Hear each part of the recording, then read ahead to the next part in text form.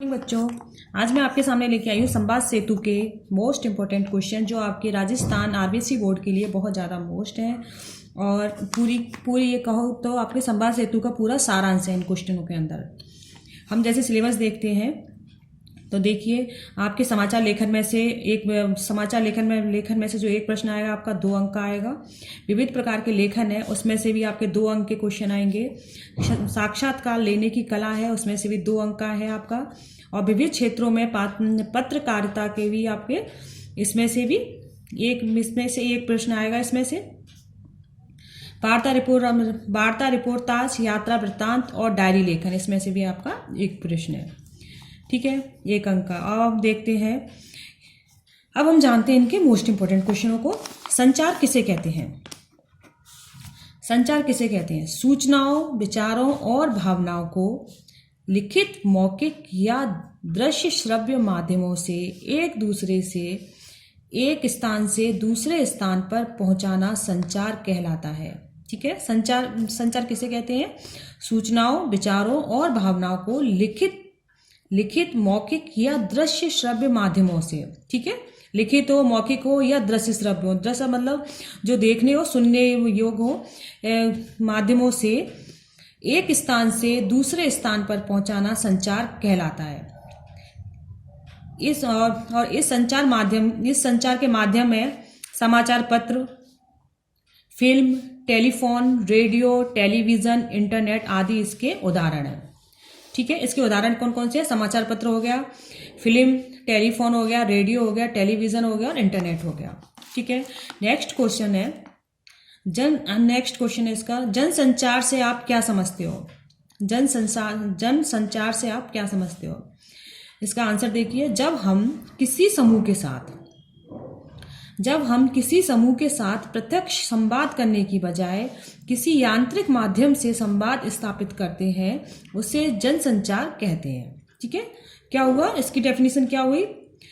इसका आंसर है, जनसंचार क्या है? जब हम किसी समूह के साथ प्रत्यक्ष संवाद करने की बजाय किसी यांत्रिक माध्यम से संवाद स्थापित करते हैं उसे जनसंचार कहते हैं। नेक्स्ट क्वेश्चन है, प्रिंट मीडिया किसे कहते हैं? प्रिंट मीडिया छपाई वाले संचार माध्यम यथा समाचार पत्र, पत्रिकाएं प्रिंट मीडिया कहलाती हैं। ठीक है, प्रिंट मीडिया किसे कहते हैं? छपाई वाले समाचार पत्र को, जो छपाई वाले संचार माध्यम होते हैं उन्हें प्रिंट मीडिया कहते हैं। किसको कहते हैं? छपाई वाले संचार माध्यमों को। जिसके उदाहरण कौन कौन से हैं? देखिए, समाचार पत्र हो गया, पत्रिकाएं हो गई, ये आदि क्या कहलाते हैं? प्रिंट मीडिया कहलाते हैं। नेक्स्ट क्वेश्चन देखिए, समाचार पत्र के कार्य को कितने भागों में बांटा जाता है? समाचार पत्र के कार्य को कितने भागों में बांटा जाता है? तो देखिए, इसको 3 भागों में बांटा जाता है। कितने भागों में बांटा जाता है? 3 में। 3 भाग कौन कौन से हैं? नंबर पहला है समाचारों को संकलित करना। समाचारों को संकलित करने वाले को संवाददाता कहते हैं। ठीक है, पहला का जो कार्य कौन सा हो गया? पहला तो कौन सा हो गया? देखो, समाचारों को संकलित करना, और समाचारों को संकलित करने वाले को क्या कहते हैं? संवाददाता कहते हैं। दूसरा होता है संपादन करना। समाचारों को संपादित करने वाले को क्या कहते हैं? संपादक कहते हैं। तीसरा है मुद्रित करना, मुद्रित और प्रसारण करना। तो इसके कौन कौन से हो गए? पहला समाचारों को संकलन करना, दूसरा संपादन करना, तीसरा मुद्रित करना या प्रसारण करना। ठीक है बच्चों, समाचारों को संकलित करने वाले को क्या कहेंगे हम? संवाददाता हो गया। संपादन करने वाले को कहेंगे संपादक, और ये हमारा मुद्रित करना और प्रसारण करना हो गया। नेक्स्ट क्वेश्चन देखिए, इलेक्ट्रॉनिक माध्यम से क्या आशय है? तो इसका आंसर है, इलेक्ट्रॉनिक माध्यम से क्या आशय है? इसका आंसर है, जिस जनसंचार में इलेक्ट्रॉनिक उपकरणों का सहारा लिया जाता है। जिस जनसंचार में इलेक्ट्रॉनिक उपकरणों का सहारा लिया जाता है इलेक्ट्रॉनिक माध्यम है। ठीक है, और वो कौन कौन से हैं? रेडियो है, दूरदर्शन है, इंटरनेट है, इलेक्ट्रॉनिक, ये क्या है? इनके माध्यम है। नेक्स्ट देखिए, इंटरनेट अन्य संचार माध्यमों से किस प्रकार से भिन्न है? इंटरनेट अन्य संचार माध्यमों से किस प्रकार से भिन्न है? तो इसका आंसर है, इंटरनेट जनसंचार का सबसे खुला, व्यापक और बहुआयामी माध्यम है। कैसा माध्यम है? सबसे खुला हुआ, सबसे व्यापक और सबसे बहुआयामी माध्यम है। देखिए इसमें मुद्रण, ध्वनि और दृश्य का समावेश होता है। किसका होता है? मुद्रण, ध्वनि और दृश्य। ठीक है, इसमें लिखा हुआ भी होता है, ध्वनि आवाज भी होती है और दृश्य भी होता है। तो इन तीनों का क्या है? समावेश है।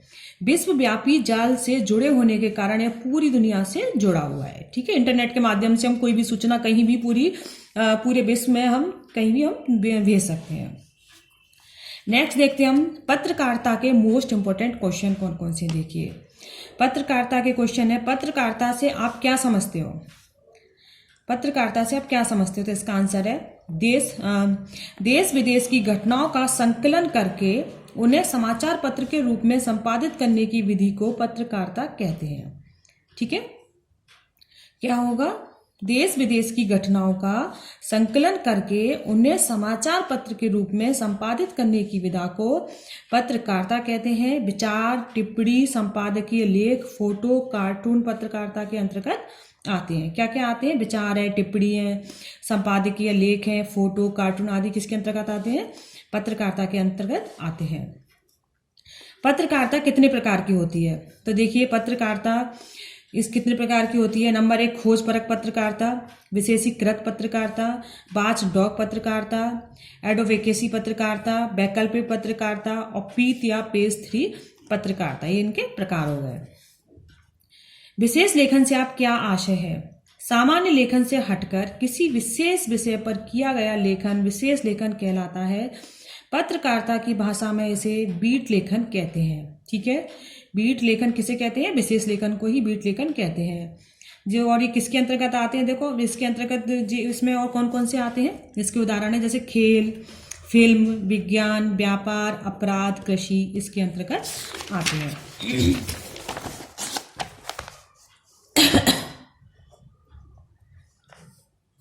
नेक्स्ट क्वेश्चन देखिए, डेस्क से क्या आशय है?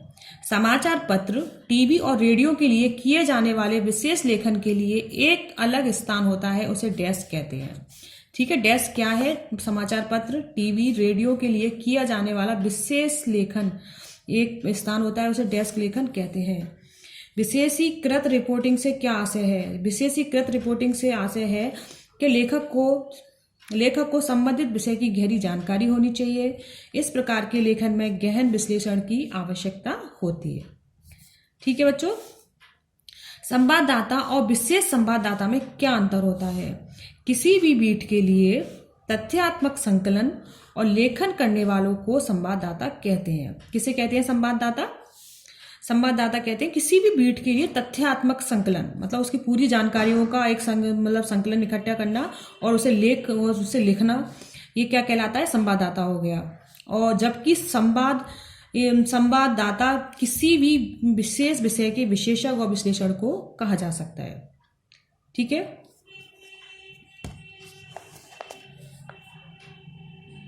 विशेष संवाददाता किसे कहा जाता है? ये तो हो गए संवाददाता। जबकि विशेष संवाददाता किसे कहा जाता है? किसी भी विशेष विषय के विशेषज्ञ, जो किसी सब्जेक्ट का कोई विशेषज्ञ है, उसका विश्लेषक है, उसका विश्लेषण करता है, उसे क्या कहते हैं? विशेष संवाददाता कहा जाता है। अब हम जानते हैं विविध क्षेत्रों में पत्रकारिता के क्वेश्चन कौन कौन से हैं। मोस्ट को देखिए आप। नंबर पहला है व्यापारिक पृष्ठ के विभिन्न अंग क्या क्या है?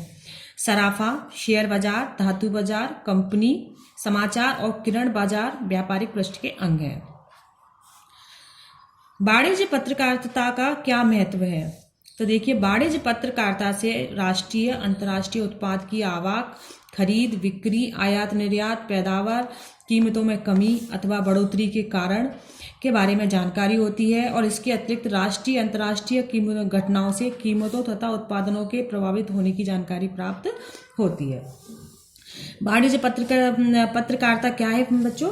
कि वाणिज्य पत्रकारिता से राष्ट्रीय अंतर्राष्ट्रीय उत्पाद की आवक, मतलब राष्ट्रीय स्तर पर देश और विदेश में उसके उत्पाद, उसका उत्पादन कैसा हो रहा है, उसकी खरीद कैसी हो रही है, बिक्री कैसी हो रही है, उसका आयात कैसा हो रहा है, क्या देश में बाहर से हम खरीद रहे हैं, क्या बेच रहे हैं, हमारी पैदावार कैसी है, उन कीमतों की कमी कैसी है, कमी में बढ़ोतरी है या कमी है, उन सब के बारे में जानकारी हमें किससे प्राप्त होती है? वाणिज्य पत्रकारिता से हमें प्राप्त होती है।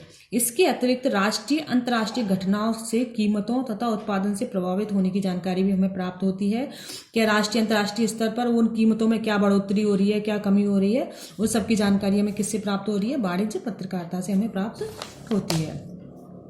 वाणिज्यिक पत्रकारिता के लिए कौन कौन सी बातें आवश्यक हैं? तो देखिए, वाणिज्यिक जो पत्रकारिता के लिए अर्थशास्त्र का ज्ञान होना आवश्यक है। अर्थशास्त्र यानी कि इकोनॉमिक्स का हमें पूरा ज्ञान होना चाहिए जो वाणिज्य पत्रकारिता का कर रहा है उसे। इसके अतिरिक्त उत्पादन की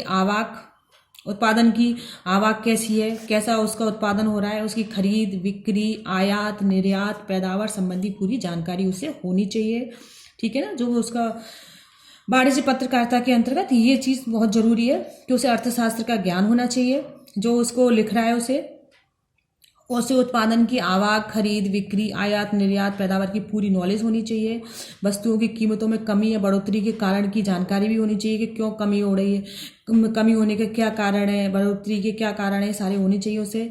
किसके प्रभावों का मूल्यांकन की दक्षता भी अनिवार्य है। शेयर बाजार से जुड़ी जानकारी हो। इसके अलावा बाजार की स्थिति का विश्लेषण संश्लेषण कर सकने की योग्यता भी होनी चाहिए। अपराध किसे कहते हैं? देश और समाज में प्रतिदिन ऐसी घटनाएं होती हैं जो कानून के विरुद्ध होती हैं। ठीक है, अपराध किसे कहते हैं? देश और समाज में प्रतिदिन ऐसी घटनाएं जो कि कानून के विरुद्ध हो, ऐसी घटनाएं जब समाचार रूप में प्रकाशित होती हैं तो वो अपराध कहलाती हैं। ठीक है, अपराध समाचार कौन से कहलाती हैं? ऐसी घटनाएं जो कि कानून के विरुद्ध होती हैं तो वो क्या कहलाती है? अपराध समाचार कहलाती हैं। अदालती समाचार किसे कहते हैं? अपराध के उपरांत अदालत द्वारा सुनाए गए फैसले या कार्रवाई को अदालती समाचार कहते हैं। खेल समाचारों से आप क्या समझते हो? खेल समाचारों से देखिए, राष्ट्रीय अंतर्राष्ट्रीय स्तर के विभिन्न खेल एवं खेल के प्रतियोगिता के आयोजन, खेल संगठन, खिलाड़ियों, परिणामों से संबंधित समाचारों के प्रकाशन या प्रसारण को खेल समाचार कहते हैं। ठीक है, खेल समाचार मतलब खेल समाचार से क्या समझते हैं, क्या है खेल समाचार? तो देखिए, राष्ट्रीय अंतर्राष्ट्रीय स्तर के विभिन्न खेल हैं, चाहे वो राष्ट्रीय स्तर के हो या अंतर्राष्ट्रीय स्तर के हो, चाहे भारत का हो, चाहे ऑस्ट्रेलिया का हो, चाहे वो कहीं का भी हो। ठीक है ना, चाहे अमेरिका का हो, चाहे साउथ अफ्रीका का हो, कहीं का भी हो, उन खेल और खेल प्रतियोगिता के आयोजन, क्या उनका आयोजन कहाँ पर हो रहा है, खेल संगठन, कौन कौन सी टीम में कौन कौन से लोग हैं, उन खिलाड़ियों के बारे में, उनके रिजल्ट के बारे में, कौन जीता कौन हारा, ये सारे समाचार पत्रों का जब प्रकाशन होता है वो क्या कहलाते हैं? खेल समाचार कहलाते हैं। अपराध समाचारों में किन बातों का ध्यान रखा जाता है? तो देखिए, बिना किसी प्रमाण के अपराध समाचार पर किसी भी नए विवाद अथवा समस्या का कारण बन सकता है। ठीक है, बिना किसी प्रमाण के, मतलब समाचार, अपराध समाचार के लिए जो हम सूचना अखबार में दे रहे हैं या न्यूज़ में दे रहे हैं उसका एक प्रमाण होना चाहिए कि हाँ ये घटना हुई है, इसलिए तब तक अपराध सिद्ध नहीं हो उसे प्रमाणिक नहीं माना जा सकता। रिपोर्टर को अदालत और कानून की गहन जानकारी होना बहुत जरूरी है।